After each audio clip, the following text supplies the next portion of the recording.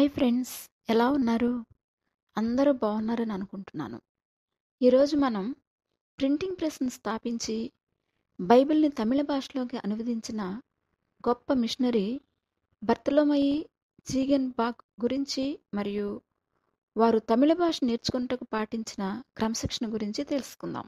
వివరాల్లోకి వెళ్ళబోయే ముందు మన స్పిరిట్రానిక్స్ ఛానల్‌ని ఇంకా సబ్స్క్రైబ్ చేసుకోకపోతే సబ్స్క్రైబ్ చేయండి ఫ్రెండ్స్, మరియు బెల్ సింబల్ని ప్రెస్ చేయండి. లేట్ చేయకుండా వీడియోలోకి వెళ్ళిపోదాం. బర్తలోమయి జీగెన్బాగ్ క్రీస్తు శకము 1682 సంవత్సరంలో జర్మనీలోని సక్సోనా అనే ప్రదేశంలో జన్మించారు. హాలే విశ్వవిద్యాలయంలో విద్యనభ్యసించిన తరువాత లూథరన్ చర్చి వారి ది సెంటర్ ఫర్ ఫియిస్టిక్ మూవ్మెంట్ అనే సంస్థలో తర్ఫీదు పొందారు. అప్పటి డెన్మార్క్ రాజు మిషనరీలు కావాలను అని మనవి చేసినప్పుడు స్పందించి తమిళనాడులోని నాగపట్నంనకు దగ్గరగా ఉన్న తూర్పు తీరంలోని చిన్న డానిష్ కాలనీ అయిన ట్రాంక్బార్లో సెప్టెంబర్ నెల 1706 సంవత్సరంలో తను మరియు హెన్రిచ్ ప్లుట్సౌ మొట్టమొదటి ప్రొటెస్టెంట్ మిషనరీలుగా దక్షిణ భారతదేశపు తూర్పు తీర ప్రాంతంలో అడుగుపెట్టారు. జీగెన్బాగ్ ట్రాంక్బార్లో తన జీవితాన్ని అనువాదం చేయవారి సహాయంతో ప్రారంభించారు. అయినప్పటికీ తను అక్కడి ప్రాంతీయ భాష తమిళం నేర్చుకోవడానికి నిర్ణయించుకున్నారు. ఎందుకంటే తమిళ భాష మీద పట్టు వస్తే బైబిల్ను తమిళంలోనికి అనువదించట సులభతరమవుతుందని మరియు అక్కడి ప్రజలతో వారి సొంత భాషలో ధారాళంగా మాట్లాడడం వీలు పడుతుందని తను మరియు హెన్రిచ్ వారి ప్రయత్నాలలో జాగ్రత్త వహించారు. వారు బోధించుటకు ప్రారంభించి మారుమనసు పొందిన వారికి సుమారుగా 10 నెలల తర్వాత నుండి బాప్తిస్మం ఇచ్చారు. హిందువులు మరియు డానిష్ అధికారులు వారి పనిని వ్యతిరేకించారు. 1707-8 సంవత్సరముల మధ్యలో జీగెన్బాగ్ అక్కడి ప్రాంతీయ ప్రజలను మారుస్తున్నాడు, అంతేకాక వారిలో తిరుగుబాటుతనం ప్రోత్సహిస్తున్నాడు అనే అభియోగాలతో 4 నెలలు జైలులో ఉంచబడ్డారు. అక్కడి ప్రజల వ్యతిరేకత కంటే వాతావరణ పరిస్థితుల ప్రభావం ఎదుర్కొనటం అతనికి పెను సవాలుగా మారింది. జీగెన్బాగ్ నా శరీరము ఎరుపు రంగు వస్త్రం వలె అయింది. ఇక్కడ ఎండ తీవ్రత చాలా ఎక్కువగా ఉంది మరియు ప్రత్యేకంగా ఏప్రిల్, మే మరియు జూన్ మాసాలలో వేడుగాలులు కొలిమిలో నుండి నేరుగా వచ్చినట్లున్న తీవ్రతతో భూమి మీద వీస్తున్నాయి అని తన డైరీలో వ్రాశారు. జీగెన్బాగ్ అక్కడికి వచ్చిన వెంటనే తమిళ భాషలోని అక్షరాలు నేర్చుకునుట మొదలుపెట్టారు. ఈ మిషనరీలు అక్కడి తమిళ భాషా పండితులను తమ ఇంటికి వచ్చి అక్కడనే ఉండి పాఠశాలను నడపమని ఆహ్వానించారు. జీగెన్బాగ్ స్కూలులోని చిన్నపిల్లలతో పాటు నేల మీద కూర్చుని ఇసుకలో తమిళ అక్షరాలను వ్రాయడం నేర్చుకున్నారు. 1950 సంవత్సరపు కాలపు రోజులలో తమిళనాడులోని గ్రామాలలో ప్రజలు అక్షరాలు నేర్చుకునే పద్ధతి ఇదే. బహుశా మన ఆంధ్రాలో కూడా ఇదే పద్ధతి అయి ఉండొచ్చు. అటు తరువాత తమిళ భాష మీద పట్టు సాధించటం అతని యొక్క పట్టుదలకు, నిరంతర కృషికి నిదర్శనం. ఉదయం 7 నుండి 8 గంటల మధ్యలో ఇంతకుముందు నేర్చుకున్న వాక్యాలను, పదాలను పదే పదే మననం చేసుకుంటూ, నేర్చుకుంటూ, వ్రాసుకుంటూ ఉండేవారు.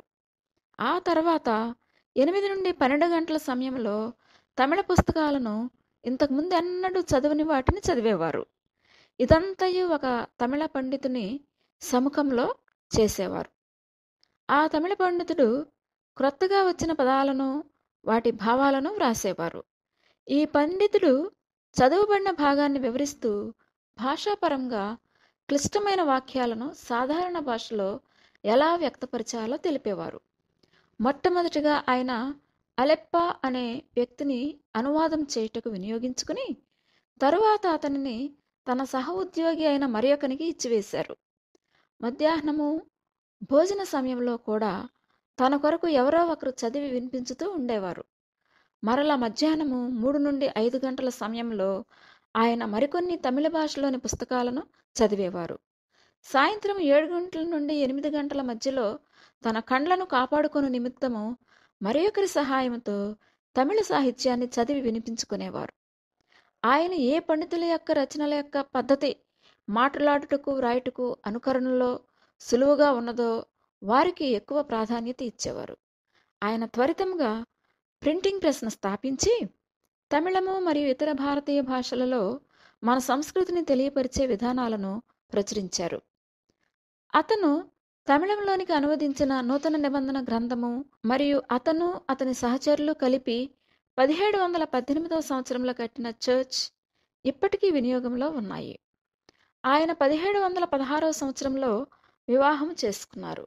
అప్పటికే ఒక క్రొత్త మరియు స్నేహభావంతో ఉండే గవర్నర్ వచ్చి తర్ఫీదు ఇచ్చుటకు ఒక సెమినరీ ఏర్పాటు చేశారు. తను 1719 ఫిబ్రవరి 23వ తారీఖున 37 సంవత్సరముల వయసులో మరణించే సమయానికి తమిళంలోనికి అనువాదం చేయబడిన నూతన నిబంధన గ్రంథము మరియు ఆదికాండం నుండి రూతు గ్రంథం వరకు తమిళంలో వ్రాయబడిన కొన్ని చిన్న రచనలు, 2 చర్చ్ కట్టడాలు, ఒక సెమినరీ అంటే పాస్టర్లను తర్ఫీదు చేసే సంస్థ మరియు 250 మంది బాప్తిస్మం పొందిన క్రైస్తవులను విడిచి దేవుని యొద్దకు వెళ్ళిపోయారు. తను చల్లని ప్రదేశమైన జర్మనీ నుండి వేడి ప్రదేశమైన మన భారతదేశంలోని తమిళనాడుకు వచ్చి ఎంతో పట్టుదలతో కృషి చేసి తమిళ భాష నేర్చుకుని బైబిలులోని కొన్ని పుస్తకాలను తర్జుమా చేశారు. తెలియని భాష, వాతావరణం, ఆహారం అన్ని ప్రతికూల పరిస్థితులలో కూడా వారికి దేవునిపై ఉన్న ప్రేమ వారిని దేవుని కొరకు కష్టపడి నిలబడేలా చేసింది. ఇంత గొప్ప మిషనరీ జీవిత చరిత్ర మనకు ఎంతో సవాలుగా ఉంది కదూ. మనం దేవుని ప్రేమిస్తుంటే ఆయన కొరకు మనం ఏమి చేస్తున్నాం అని ప్రశ్నించుకుందాం. ఇప్పటి వరకు ఏమీ చేయకపోతే ఈరోజే దేవుని కొరకు ఏమైనా చేయడానికి తీర్మానం తీసుకుందాం. ఈ వీడియో నచ్చితే లైక్ చేయండి ఫ్రెండ్స్.